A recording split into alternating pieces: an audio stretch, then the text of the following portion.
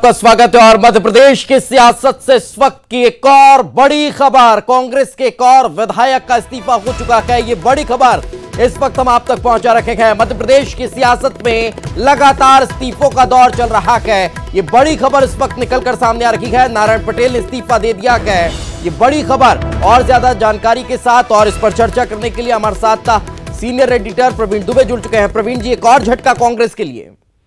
बिल्कुल सही कह रहे हैं दीपक साहब। ये मंदाता से एमएलए हैं खरगोन इलाके में और ये इन्होंने इस्तीफा दे दिया है नारायण पटेल ने। ये कल से इनकी खबरें चल रही थी कि ये पार्टी छोड़ सकते हैं।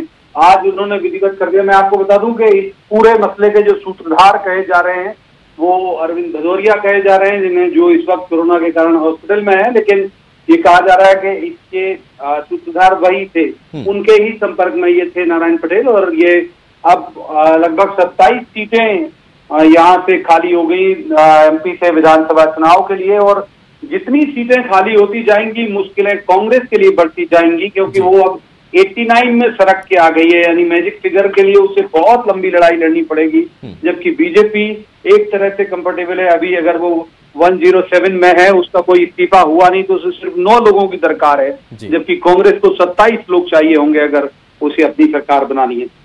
प्रवीण जी, क्या खास वजह बताई जा रही है पटेल के इस्तीफे की? दरअसल वजह ऐसी खास ऐसी कुछ है नहीं दीपेश। के दौर तो चल ही रहा है लगातार और रणनीति बीजेपी की यही है कि जो लोग भी आ सके आ जाएं कांग्रेस छोड़ के बीजेपी में। और उससे ये होगा कि वो आत्मनिर्भर होती चली जाएगी, उसका पावर बढ़ता जाएगा, उसकी स्ट्रेंथ बढ़ती जाएगी और जो कांग्रेस की कमजोरी है वो लगातार बढ़ती जाएगी। हालांकि औपचारिक वजह यही बताई जाएगी कि उनकी सुनवाई नहीं हो रही थी या वो विचारधारा से प्रभावित हुए। जिस तरह के बड़े बड़े शब्द और वाक्य इस्तेमाल होते हैं ऐसे इस्तीफों में, तो वजह वही बताई जाएगी। लेकिन मूल वजह यही है कि बीजेपी एक तरह से एक रणनीतिक तौर पर एक काम कर रही है कि जितने इस्तीफे अधिकतम हो जाएं वो उसके लिए ज्यादा बेहतर होंगे। लेकिन प्रवीण जी, अब कहीं ना कहीं एक बड़ा सवाल हो जाएगा और इसका जवाब देना भी हो सकता है कि पीसीसी चीफ के लिए मुश्किल हो जाए कि टिकाऊ और बिकाऊ का जुमला वाली कांग्रेस के लिए आखिर कुनबे में इतनी कलह क्यों है और क्यों खत्म नहीं हो पा रही? क्या कंट्रोल की कमी? ये बात बिल्कुल सही कह रहे हैं आप। ये यदि सरकार बनाने के वक्त इस्तीफे होते हैं तब आप आरोप मर सकते हो कि किसी प्रलोभन या किसी और दीगर वजह से ये लोग वहां गए। अब तो शांति काल चल रहा है। शांति काल में होने वाले इस्तीफे ये सिर्फ आप ये कह सकते हैं कि इनका जमीर बिका हुआ है या आप सिर्फ कह सकते हैं कि इन्होंने धोखा दिया है। लेकिन सामने वाली पार्टी को ब्लेम नहीं कर सकते, क्योंकि अभी भले ही हम यहाँ पर विमर्श कर रहे हैं दीपेश के इसमें बीजेपी का रोल हो सकता है, लेकिन आप टेक्निकली उसे साबित नहीं कर सकते कि इन इस्तीफों के पीछे बीजेपी का कोई रोल होगा, क्योंकि उनके लोग टूट के जा रहे हैं। तो जाहिर सी बात है कि ये चूक जो है वो कांग्रेस की तरफ से दिखेगी ज्यादा। लेकिन एक और सवाल यहाँ पर ये खड़ा होता है, फिर आप पुनीत जी भी हमारे साथ लगातार बने हुए हैं, वो भी आपसे सवाल लेंगे। किस हृदय परिवर्तन और तोड़फोड़ के आड़ में भाजपा का लक्ष्य क्या है? सिर्फ विरोधियों को कमजोर करना या फिर इसकी मंशा कुछ और? सीधा लक्ष्य बीजेपी का यही है और जो किसी भी राजनीतिक दल का होना चाहिए, क्योंकि जैसे मैंने पहले भी कहा कि वो बहुत कंफर्टेबल है। वो 107 उसके लोग उसके साथ जुड़े हुए हैं और कांग्रेस के लिए मुश्किलें बढ़ती जाएगी। अगर वो 89 में हो गई तो मैजिक फिगर है 116, यानी उसे 27 की 27 सीटें जीतनी होंगी और गवर्नमेंट बनाने के लिए। और अगर बीजेपी को गवर्नमेंट बनानी है तो 9 सीटें जीतनी होंगी। तो ये उसके लिए कितना आसान टास्क होगा बीजेपी के लिए बनिस्बत कांग्रेस के।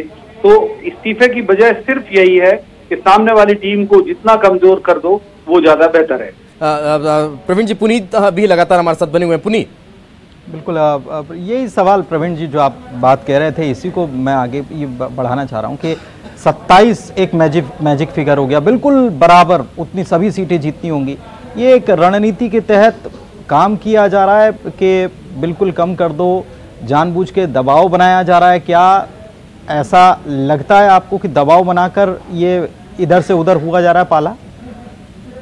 बिल्कुल सही बात है पुनीत। दबाव केवल विपक्षी पर नहीं, दबाव अपने अंदर भी, नए सहयोगियों पर भी दबाव। आप देखिए कि जो सिंधिया जी की पूरी टीम आई थी यहाँ पर बीजेपी में, वो जब आई थी तो बहुत अपर हैंड आई थी, क्योंकि उसके ही सहारे सरकार का बनना या गिरना तय था आने वाले दौर में उपचुनाव के बाद। लेकिन अब अगर ये और ज्यादा इस्तीफे हो जाएंगे तो जो डिपेंडेंसी है बीजेपी की वो अपने लोगों पर भी थोड़ा कम हो जाएगी। अपने मतलब नए जो अपने जुड़े उन पर। तो ये दो तरफा दबाव है। बीजेपी का अगर मैं एक लाइन में विश्लेषण करूं तो अपर हैंड है, उसके दोनों हाथ में लड्डू है।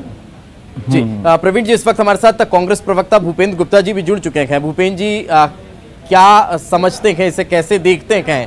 लगातार कांग्रेस अब कमजोर होती चली जा रही है या फिर वजह कोई और निकलकर सामने आ रही है? ये कांग्रेस कमजोर नहीं हो रही है, कुछ व्यक्ति कमजोर हैं और उन्हें उनकी जो है हैसियत से ज्यादा का उनका भाव उन्हें मिल रहा है। जो लोग दिखने तैयार हैं, मंडी में बैठ ही गए हैं, तो उनके लिए क्या शौक करना है। लेकिन क्या भूपेंद्र जी कस्में वादे भी अब साथ नहीं निभा पा रहे? नहीं, इसमें न कस्में हैं न वादे हैं। और मैं आपसे कह दूं कि जब अनाचार बढ़ जाता है, पाप इतने बढ़ जाते हैं, तभी जो है अवतरण होता है अच्छी भावनाओं का और अच्छे उसका। भारतीय जनता पार्टी जो है निरंतर जो है लोकतंत्र के साथ जो इस पाप कर्म में जुटी हुई है, वो इतना गहन होता जा रहा है कि इस कीचड़ से ही जो है अंततः मार्ग प्रशस्त होगा, सुबह आएगी। ये अंधेरा भूपेंद्र जी छटनी शुरू करेंगे क्या? अंदर ही कांग्रेस ही अपनी फिर से एक बार आत्मावलोकन करेगी क्या? कांग्रेस पार्टी बराबर आत्मावलोकन कर रही है। तो उसमें क्या छांटा जा रहा है क्या, कि पहले से आप लोगों को अंदाजा हो रहा है कि कौन पाला बदल सकता है? क्योंकि रोजाना खबरें आ जा रही हैं, आए दिन 3 अचानक से चले गए इसके पहले, तो ये हृदय परिवर्तन अचानक तो कांग्रेस भी खंगाल रही होगी, किस किस का हो सकता है? आप तो कल्पना ये कीजिए कि पूरे देश के सारे विधायक खरीद लिए बीजेपी ने, फिर क्या करेंगे? ये जनता के लूटे हुए धन से ही हो रहा है ना ये काम। ये जो अनाचार, ये जो पाप है, ये कोई घर से जेब से पिताजी से पैसे लेके हो रहा है क्या? ये पैसे तो जनता की लूट करके, जनता का खजाना ही बर्बाद करके उसी से हो रहा है ना। तो लोकतंत्र की फिर जरूरत क्या है? अब तो जो है सीधे सरकारें बनाना बहुत आसान काम हो गया और आपने रास्ता बता दिया। अब तो माफिया भी इसमें कूदेंगे, अब तो जो है दुनिया के सारे बड़े बड़े जो है कारपोरेट भी इसमें कूदेंगे। भारत को खरीदना अब कितना आसान बना दिया बीजेपी। लेकिन भूपेंद्र जी, सवाल ये है कि ये सिर्फ प्रलोभन के चलते विधायकों का हृदय परिवर्तन हो रहा है या फिर जो वरिष्ठ विधायक कई हाशिए पर चले गए उस वजह से भी अंदर खाने सब कुछ ठीक नहीं है? देखिए, ना इतने भोले आप है, ना हमें, और ना वो जो भाग गया वो है इतना भोला। सबको पता है कि किस कारण से लोग जा रहे हैं, जनता तक को पता है। जनता भी जो है गांव गांव में आपके कैमरे जा रहे हैं, वो पूछ रही है जनता के 35 करोड़। लेकिन एक सवाल ये भी है भूपेंद्र जी कि कांग्रेस अभी तक अपने विधायकों से जितने भी जो भी इस्तीफे हो रखे हैं उन पर बिकाऊ होने का आरोप लगा रही है। आखिर वह पार्टी के अंदर रहते हुए भी उनको क्यों संतुष्ट नहीं कर पा रही है? क्यों पार्टी के अंदर अगर विधायक है तो उस पर विचार विमर्श नहीं होता, बातचीत नहीं हो पाती? ये सवाल भी जो है भारतीय जनता पार्टी के पाप का पोषण करता है। क्या उन्होंने केवल कांग्रेस पार्टी के लोग खरीदे? क्या उत्तर प्रदेश में उन्होंने लोग नहीं खरीदे? क्या दूसरे राज्यों में उन्होंने दूसरी पार्टियों के लोग नहीं खरीदे? क्या वो महाराष्ट्र में यही प्रयत्न नहीं कर रहे हैं? जहां पर भी सरकारें कमजोर हैं, वो किसी भी पार्टी की हो, क्या मणिपुर, क्या मिजोरम, क्या गोवा, कहीं पर भी उन्होंने इस कृत्य को छोड़ा है क्या? जहाँ पर भी सरकारें कमजोर हैं उनको डिस्टेबलाइज करके और खरीद फरोख्त से उन्होंने सरकारें गिराई। जवाब ले लेते हैं। रजनीश अग्रवाल जी हमारे साथ बीजेपी से जुड़ चुके हैं। रजनीश जी, ऐसा कौन सा चुंबक लगा लिया भारतीय जनता पार्टी ने कि खींचे चले आ रहे हैं एमएलए? अब ये तो विधायकों से पूछिए जो इस्तीफा दे रहे हैं, त्याग पत्र दे रहे हैं अपने विधानसभा से, क्योंकि सवाल तो उससे बड़ा है विधानसभा से त्याग पत्र देना। क्योंकि जो चुन के आता है और अगर उसका भविष्य और बाकी सारी चीजें अंधकारमय होती हैं तो निश्चित तौर पर ये सवाल उससे पूछे जाने चाहिए। वो जवाब जो आते हैं उस पर जिनको आत्मावलोकन करना चाहिए वो करते नहीं है। भारतीय जनता पार्टी अपने जनप्रतिनिधियों के सम्मान की, सुरक्षा की, उनकी जो जनता के प्रति कमिटमेंट है उसको पूरा कराने की लगातार काम करती है, जुगत करती है। उसके फिर सवाल यही उठता है ना रजनीश जी कि जो आ रहे हैं उनका भविष्य भारतीय जनता पार्टी में सुधरता चला जाए और जो पहले से थे ऐसा ना हो उनका बिगड़ता चला जाए, क्योंकि हाल ही में एक और पूर्व राज्य मंत्री ने इस्तीफा देकर कांग्रेस की सदस्यता ले ली। भारतीय जनता पार्टी में थे क्या वो अभी? नहीं, वो ठीक है, आपने निष्कासित कर दिया। राज्य मंत्री, वही तो मैं कह रहा हूँ कि भारतीय जनता पार्टी में थे क्या वो अभी? वो भाजपा में नहीं थे अभी। और दूसरी बात ये है कि भारतीय जनता पार्टी कार्यकर्ताओं के दम पर ही चलने वाली पार्टी है। यहाँ कार्यकर्ता ही श्रेष्ठ स्थान प्राप्त कर सकता है, कर पाता है, एक खानदान केवल नहीं। एक गरीब का बेटा चाय बेचने वाला प्रधानमंत्री बन जाता है, एक मास्टर का बेटा प्रधानमंत्री बन जाता है इसी पार्टी में। एक जैतगांव का बेटा मुख्यमंत्री 13 साल रहता है और उसके बाद में फिर मुख्यमंत्री बन जाता है इसी पार्टी में।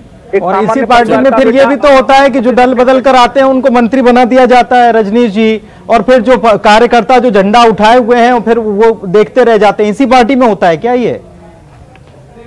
इसी पार्टी में होता है कि कार्यकर्ताओं के मान सम्मान की सुरक्षा होती है, कार्यकर्ताओं का स्थान होता है, चाहे वो दरी बिछाने वाला हो, झंडा लगाने वाला हो, तो पोस्टर चिपकाने वाला राष्ट्रीय अध्यक्ष बन जाता है, चाहे नितिन गडकरी हो, चाहे वार्ड अध्यक्ष से अपना सफर शुरू करने वाले अमित शाह हो। बिल्कुल, संगठन मजबूत इसीलिए आप लगातार बार बार कहते हैं, और संगठन मजबूत है इसीलिए जो विरोधाभास की स्थितियां उत्पन्न होती है उन्हें शांत भी कर लेते हैं। खैर, बहुत बहुत शुक्रिया आप दोनों का हमारे साथ चर्चा में जुड़ने के लिए। चूंकि समय का अभाव